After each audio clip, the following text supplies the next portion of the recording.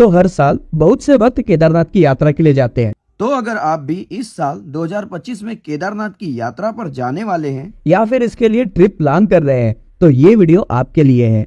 तो इस वीडियो को एंड तक जरूर देखिएगा। सबसे पहले हम बात करते हैं कि केदारनाथ के कपाट कब खुलेंगे।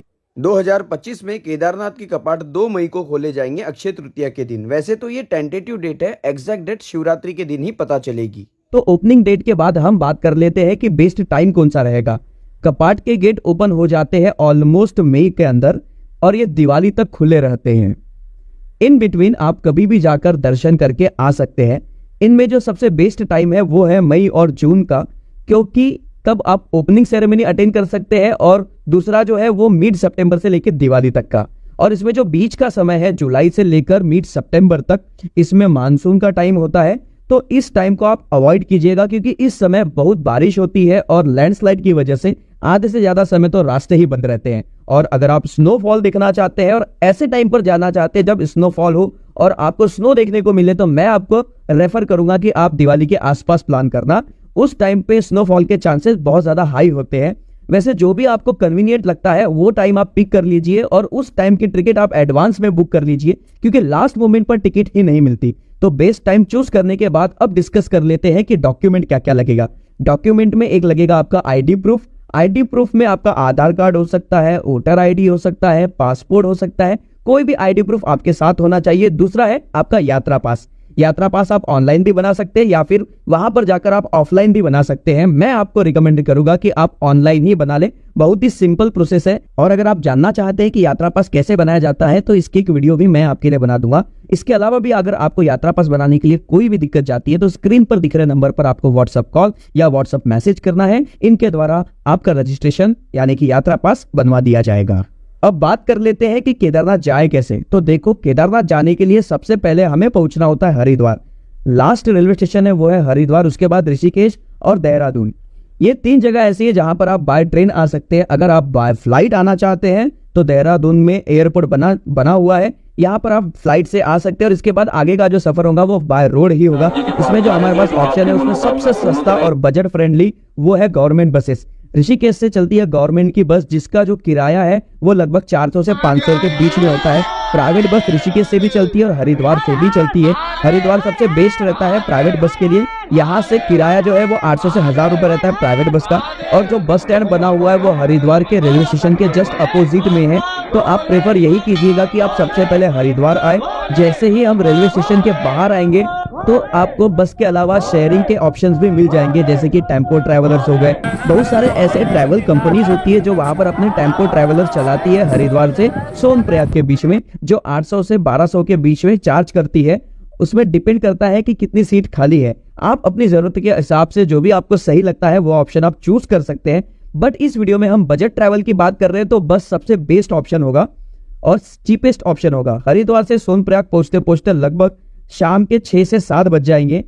वहां पहुंचने के बाद हमें स्टे देखना है और स्टे आप GMVM की वेबसाइट से बुक कर सकते हैं। ऑनलाइन गवर्नमेंट की वेबसाइट है। यहाँ पर आपको डोरमेट्री भी मिल जाएगी 400 से 500 रुपए में। यहाँ पर आपको 2 ऑप्शन है, एक सोनप्रयाग के अंदर है और दूसरा है गौरीकुंड के अंदर। आप सोनप्रयाग में भी रूम ले सकते हो और गौरीकुंड में भी ले सकते हो। गौरीकुंड का अगर मिल रहा है तो सबसे बढ़िया है, इसमें आपको एडवांस में बुक करना पड़ेगा, ऑनलाइन इसकी बुकिंग हो जाएगी। इसके अलावा और भी ऑप्शन है, यहाँ पर प्राइवेट होटल भी बनी हुई है, सोनप्रयाग में भी है और गौरीकुंड में भी है। तो आप होटल में भी स्टे कर सकते हैं। होटल का जो चार्ज होता है वो लगभग 800 से 1000 रुपए होता है पर पर्सन और बाकी सीजन के टाइप पर डिपेंड करता है। ऑफ सीजन में यहाँ पर 500 से 600 रुपए में भी आपको रूम मिल जाता है। तो आपको जो भी ऑप्शन अच्छा लगता है आपके अकॉर्डिंग वो ऑप्शन आप चूज करके यहाँ पर आप नाइट स्टे कीजिए। नेक्स्ट आपका दिन जल्दी शुरू कीजिए, अर्ली मॉर्निंग 5 से 6 बजे तक अपना सफर स्टार्ट कर दीजिए क्योंकि आपको सोनप्रयाग से सबसे पहले पहुंचना होगा गौरीकुंड और यहाँ जाने के लिए आपको शेयरिंग से 50 रुपए देकर बुलेरो में जाना होता है। गौरीकुंड पहुंचने के बाद यहाँ से आपका ट्रैक स्टार्ट हो जाएगा। यहाँ से आप स्टिक खरीद सकते हैं, 20 से 30 रुपए की मिल जाएगी। आपको काफी हेल्प करेगी ट्रैकिंग करने के लिए। और बजट ट्रैवल कर रहे हैं तो पैदल ट्रैक सबसे बेस्ट रहता है। जो नज़ारे आपको देखने को मिलेंगे, झरने, ये वादियाँ, ये बीच बीच में मैगी खाना, नींबू पानी पीना और यहाँ बैठ के खाने पीने का जो मजा है ना वो एक अलग ही मजा है। आहा, मजा आ जाता है। दूसरा ऑप्शन है खच्चर घोड़े का। तो घोड़े का जो सरकारी रेट है वो है 2500 रुपए वन साइड का वो ऑप्शन आप ले सकते हैं, बट पैदल जाओगे तो ज्यादा मजा आएगा। रास्ते में अगर आप थक जाए तो बार्गेनिंग करके भी ले सकते हैं। फाइनली गौरीकुंड से केदारनाथ की यात्रा आपकी स्टार्ट हो जाएगी, जो कि लगभग 25 किलोमीटर की होती है। यहाँ पर पहुंचने के बाद आपको 8 से 10 घंटे लग जाएंगे ऊपर तक पहुंचने के लिए। कई बार आपको 12 से 13 घंटे भी लग सकते हैं, बाकी डिपेंड करता है आपकी चलने की स्पीड पर। पूरे सफर में जो आपको नेचर के नज़ारे देखने को मिलेगी, उसमें मजा ही आ जाएगा। रास्ते में आपको वाटरफॉल भी देखने को मिल जाएगा, जहां से आप अपनी पानी की बोतल भी भर सकते हैं। ट्रैक करने के बाद आप शाम में 5 से 6 बजे केदारनाथ धाम पहुंच जाएंगे। आपका जो स्टे है वो आप GMVM से भी बुक करा सकते हैं। वो आपको 500 से 600 रुपये मिल जाएगा, जो कि मंदिर से पास में स्वर्ग रोहिणी, वहां पर आपको 1000 रुपये चार्ज करते हैं डोरमेट्री का। और मंदिर से थोड़ा सा 2 किलोमीटर पहले बेस कैंप है, वहां पर आपको 500 रुपये में मिल जाएगा। तो आप अपने बजट के अकॉर्डिंग देख लीजिएगा। तो आप क्या करिएगा, वहां पर आप अपना सामान रख दीजिएगा और चले जाइए मंदिर के पास। देख लीजिए, अगर लाइन कम है तो आप दर्शन करने के लिए उसी टाइम पे लाइन में लग जाइए। फिर आप जितना टाइम स्पेंड कर सकते हैं मंदिर के आसपास उतना टाइम स्पेंड करिए। और नेक्स्ट डे अर्ली मॉर्निंग आप जल्दी उठ जाइए। 4 से 5 बजे दर्शन करने के बाद आप चले जाइए भैरव बाबा के मंदिर में। आप भैरव बाबा के दर्शन करके आइए, आराम से ब्रेकफास्ट कीजिए, फिर आप नीचे ट्रैक डाउन करना स्टार्ट कर दीजिए।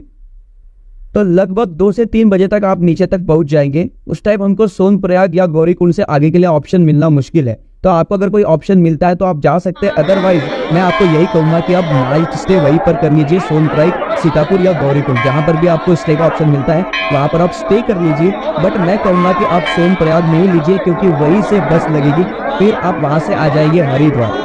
आइटनरी की बात करें तो इस पूरे सफर में आपको 3 रात 4 दिन लगने वाले हैं। पहली रात होंगी सोनप्रयाग में, दूसरी केदारनाथ और तीसरी अगेन सोनप्रयाग, और चौथा दिन आप वापस आ जाइए हरिद्वार या ऋषिकेश में। इसके अकॉर्डिंग आप अपने वापसी में ट्रेन का टिकट बुक कर सकते हैं।